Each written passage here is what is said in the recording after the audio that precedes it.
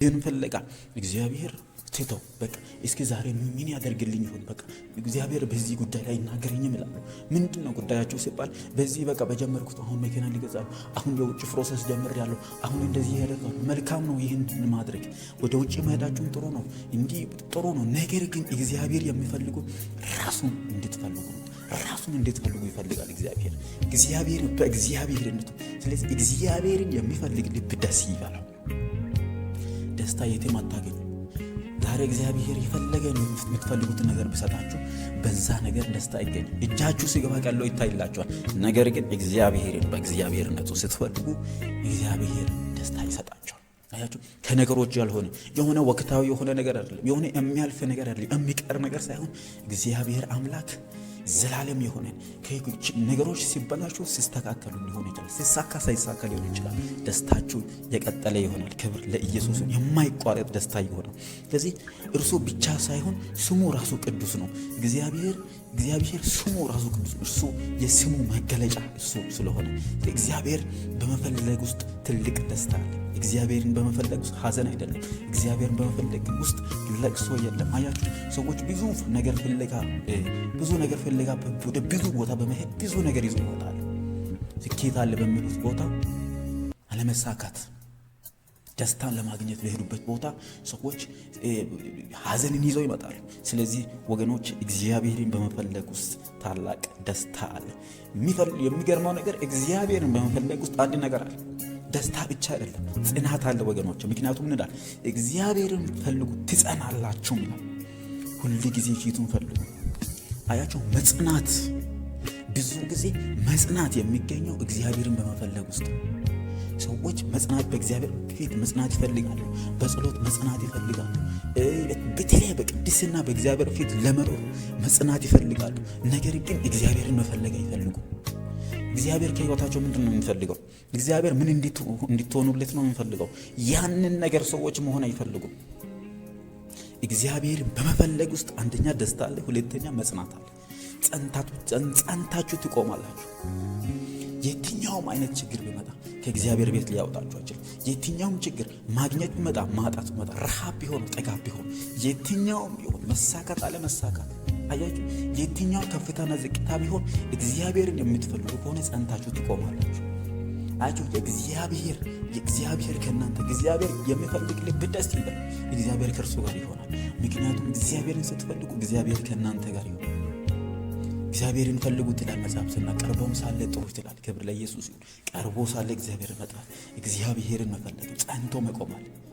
አያችሁ፣ እግዚአብሔርን በመፈለግ ጸንቶ መቆም። እንዴት ልቆም የምትሉ፣ እንዴት ልጽና፣ እንዴት ጸንቼ ልቆም ለምትሉ እግዚአብሔርን በመፈለግ ውስጥ ጸንቶ መቆማል። ስለዚህ እግዚአብሔርን ፈልጉ፣ ጸንታችሁ ትቆማላችሁ፣ በጽናት ትቆማላችሁ። እግዚአብሔር ራሱ አጽንቶ ያቆማችሁ። የትኛውም ነገር ቢመጣ በቃ ይሄ ነገር እንዲህ ሊያደርገኝ ነው ስጋት ውስጥ ያላችሁ፣ በምንም አይነት ሁኔታ ውስጥ ያላችሁ እግዚአብሔርን ስትፈልጉ እግዚአብሔር ያጸናችሁ። ክብር ለኢየሱስ። ሁሉ ጊዜ ፊቱን ፈልጉ። አንዳንድ ጊዜ አይደለም እግዚአብሔርን ሰዎች አንዳንድ ጊዜ የሆነ እንዲህ አይነት ቃል ሲመጣ የሆነ ነገር በህይወታቸው ሲገጥም እሱን ይፈልጋሉ። አያችሁ፣ እግዚአብሔርን መፈለግ ያለብን ሁሉ ጊዜ ነው። መስከረም የጠበቅን ጥቅምት ላይ ብቻ አይደለም እግዚአብሔርን መፈለግ ያለብን። ሰኞና ማክሰኞ ብቻ አይደለም እግዚአብሔርን መፈለግ ያለብን። እግዚአብሔርን መፈለግ ያለብን እግዚአብሔር ራሱን እንድንፈልግ የሚፈልገው ሁሉ ጊዜ ነው። አያችሁ፣ ስንወጣ ስንገባ፣ ስንበላ ስንጠጣ፣ ስንቀመጥ፣ ስንተኛ፣ ስንነሳ እየሰራ እንደሆነ ይችላል። ከጓደኞቻችን ጋር ሆነ እግዚአብሔርን መፈለግ እንችላለን። በልባችን ራባ እግዚአብሔር ሙላት ማለት እንችላለን። እግዚአብሔር ይፈልጋል። ክብር ለኢየሱስ። እግዚአብሔርን መጣመት ሁሉ ጊዜ እግዚአብሔር አምላክ ሁሉ ጊዜ እንድንፈልገው ይፈልጋል። በጌታ በኢየሱስ ስም ይህ እግዚአብሔርን መፈለግ መንፈስ ይጨመርላችሁ እና እግዚአብሔርን በመፈለግ ጽናት አለ። ጸንታችሁ ትቆማላችሁ። የትኛውም አውሎ ነፋስ፣ የትኛውም ወጀብ ቢመጣ ሊያነቃንቃችሁ አይችልም። አንዳንድ ጊዜ ሳይሆን ሁሉ ጊዜ እግዚአብሔርን ፈልጉ። ክብር ለኢየሱስ። ባሪያዎች ሆይ ይላል። ባሪያዎች ሆይ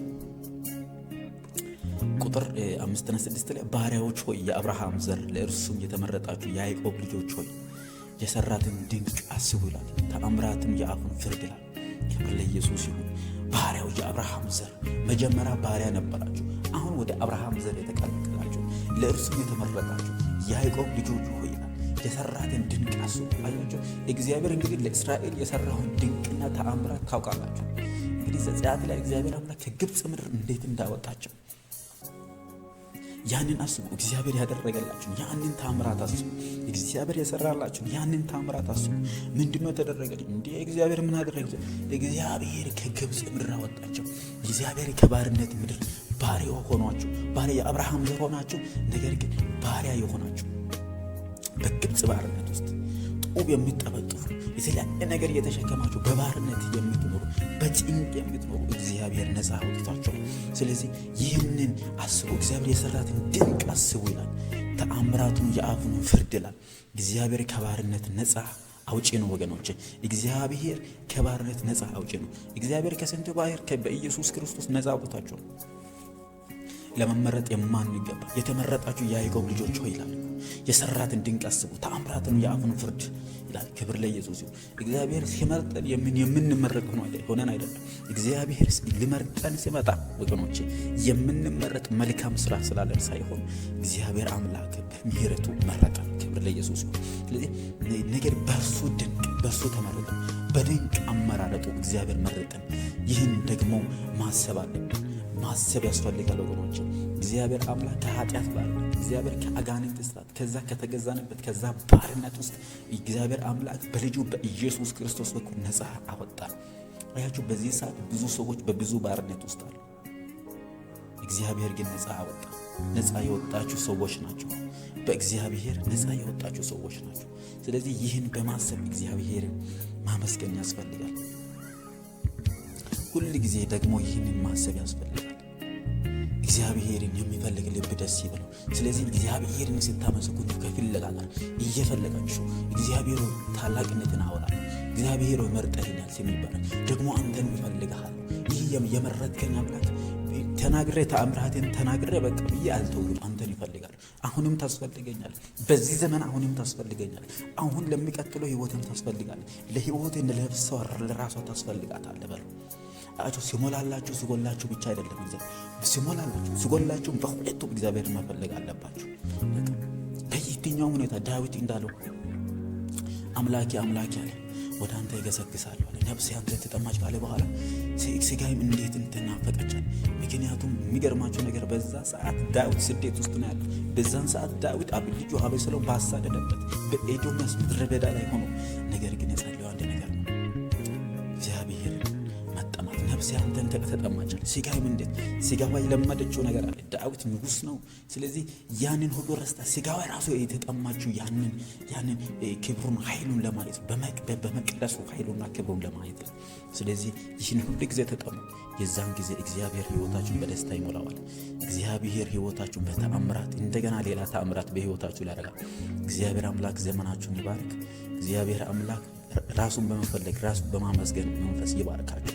ጌታ እግዚአብሔር ዘመናችሁን ይባርክ።